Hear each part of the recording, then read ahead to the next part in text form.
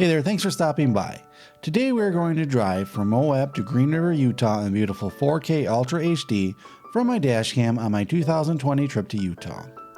You can view more awesome 4K videos like these on my channel or get them right on your homepage by clicking that subscribe button. Right now, I am on US 191 heading north out of Moab on the Dinosaur Diamond Prehistoric Highway as it heads up to I-70. From their merger, we are going to continue west to the town of Green River. This is the first video of day 4 and we'll be seeing a lot of great stuff on our way to St. George, Utah, so be sure to be subscribed so you don't miss any of it. Also, be sure to leave a comment below on what you thought about this video. I love getting comments and answering them, so make sure to say hi.